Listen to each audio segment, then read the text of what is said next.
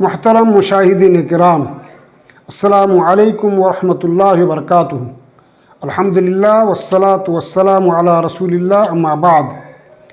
پیش خدمت ہے صبح و شام کے اذکار اور اس کے فوائد۔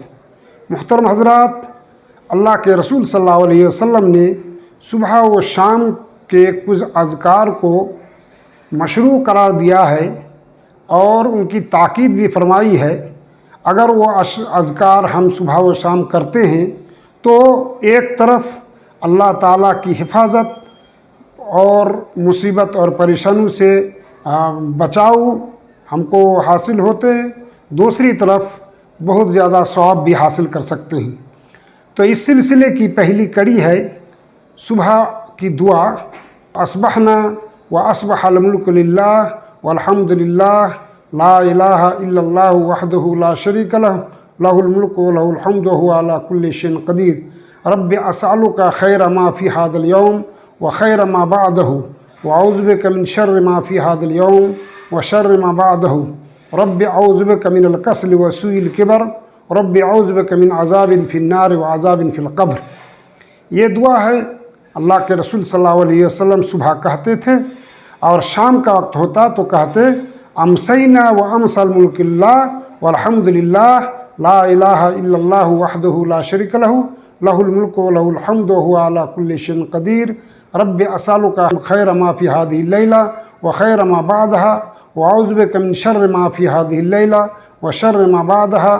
رب اعوذ بک من الکسل وسوء الکبر، رب اعوذ بک من عذاب فی النار وعذاب فی القبر۔ اس دعا میں سب سے پہلے تو یہ ہے کہ تمام چیزوں کا حوالہ اللہ کے سونپ دیا گیا ہے، اللہ کے حوالے کر دیا گیا ہے اور اللہ تعالیٰ کی حمد بیان کی گئی ہے۔ دوسرا ذکر ہے قل ھو اللہ احد اور معوذتین، قل اعوذ برب الفلق، قل اعوذ برب الناس، یہ تین صورتیں تین بار پڑھنا۔ اللہ کے رسول صلی اللہ علیہ وسلم نے فرمایا ایک صحابی سے کہ تم یہ تین صورتیں تین بار پڑھو صبح و شام، لم یضرک شیء، کوئی بھی چیز تم کو تکلیف نہیں دے گی۔ صبح و شام کے اذکار کی تیسری کڑی ہے اعوذ بکلمۃ اللہ التامۃ من شر ما خلق، اعوذ بکلمۃ اللہ التامۃ من شر ما خلق پڑھنا۔ ایک صحابی نے کہا کہ اللہ کے رسول صلی اللہ علیہ وسلم کل رات کو مجھے بچھو نے ڈس لیا تھا، تو آپ صلی اللہ علیہ وسلم نے فرمایا کہ اگر تم شام کو اعوذ بکلمۃ اللہ التامۃ من شر ما خلق پڑھتے تو بچھو کا ڈسنا تم کو تکلیف نہیں دیتی۔ چوتھا ذکر ہے سید الاستغفار۔ صحیح بخاری کی روایت ہے، اللہ کے رسول صلی اللہ علیہ وسلم نے فرمایا کہ سید الاستغفار ہے اللہم انت ربی لا الہ الا انت خلقتنی وانا عبدک وانا علی عہدک ووعدک ما استطعت، اعوذ بک من شر ما صنعت، ابوء لک بنعمتک علی وابوء بذنبی فاغفر لی فانہ لا یغفر الذنوب الا انت۔ اس دعا کے بارے میں اللہ کے رسول صلی اللہ علیہ وسلم نے فرمایا کہ اگر کوئی شخص صبح یقین کے ساتھ کہتا ہے اور شام ہونے سے پہلے مر جائے تو وہ جنت میں جائے گا، اور اگر شام کو کہتا ہے اور صبح ہونے سے پہلے مر جائے تو وہ جنت میں جائے گا۔ اصل میں اس دعا میں تمام طرح کی عبودیت کا اقرار کیا گیا ہے کہ میں تیرا محتاج ہوں، میں تیرا بندہ ہوں اور تو ہی میرا سب کچھ مالک ہے، سب کچھ اللہ کے حوالے کر دیا گیا ہے، اور اللہ یہی چاہتا ہے کہ بندہ اللہ کے سامنے عاجزی انکساری کا اظہار کرے، اللہ تعالیٰ پھر اس کے لیے مدد بھی کرتا ہے اور تمام طرح کی پریشانیوں سے نجات بھی دیتا ہے۔ پانچواں ذکر ہے لا الہ الا اللہ وحدہ لا شریک لہ لہ الملک ولہ الحمد وہو علی کل شیء قدیر، 100 مرتبہ پڑھنا۔ اللہ کے رسول صلی اللہ علیہ وسلم نے فرمایا، صحیح بخاری اور مسلم متفق علیہ حدیث ہے کہ جو شخص لا الہ الا اللہ وحدہ لا شریک لہ لہ الملک ولہ الحمد وہو علی کل شیء قدیر 100 مرتبہ پڑھتا ہے تو اس کو 4 طرح کے ثواب حاصل ہوتے ہیں، 4 نعمتیں حاصل ہوتی ہیں۔ نمبر 1، 10 غلام آزاد کرنے کے برابر ثواب ملتا ہے، اور نمبر 2، 100 نیکیاں لکھی جاتی ہیں۔ نمبر 3، 100 گناہ مٹایا جاتا ہے، اور نمبر 4، کانا فی حرز من اللہ، وہ اللہ تعالیٰ کی حفاظت میں ہوتا ہے۔ یعنی اگر صبح پڑھتا ہے تو شام تک اللہ کی حفاظت میں ہوتا ہے، اور شام کو پڑھتا ہے تو صبح تک، اور اگر اللہ کی حفاظت حاصل ہو جائے تو پھر کس دنیا کی کوئی چیز تکلیف نہیں پہنچا سکتی ہے۔ یہاں جو پہلا فائدہ ہے کہ 10 غلام آزاد کرنے کے برابر ثواب، یہ بہت بڑا ثواب ہے، بہت بڑی فضیلت ہے، اس لیے کہ ایک غلام آزاد کرنے کا ثواب ہے کہ ایک غلام کو آزاد کرنے کے بدلے میں اللہ تعالیٰ آزاد کرنے والے کے پورے جسم کو جہنم سے آزاد کر دیتا ہے۔ تو 10 غلام آزاد کرنے کا مطلب یہ ہوا کہ 10 مرتبہ صبح وہ اپنے آپ کو جہنم سے آزاد کرا لیا، اور شام کو کہتا ہے تو شام کو بھی اسی طرح 10 مرتبہ۔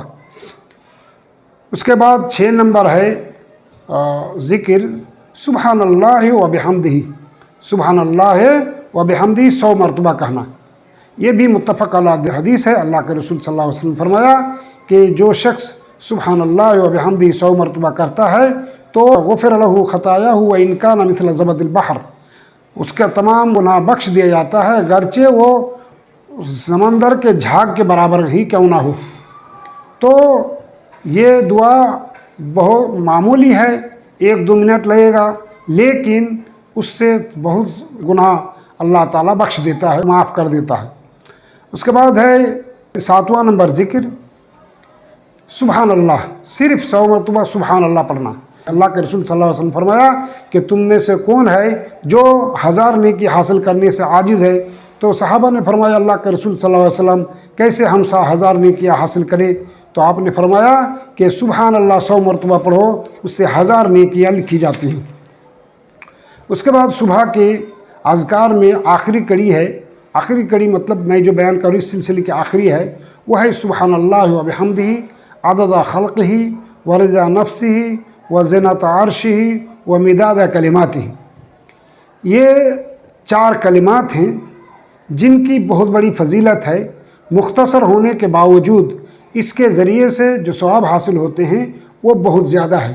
اس کا اندازہ اس طور پر لگا سکتے ہیں کہ ایک دن آپ صلی اللہ علیہ وسلم فجر کی نماز کے بعد نکلے، جبکہ حضرت جویریہ رضی اللہ تعالی عنہ وہ ذکر و اذکار میں بیٹھی ہوئی تھیں۔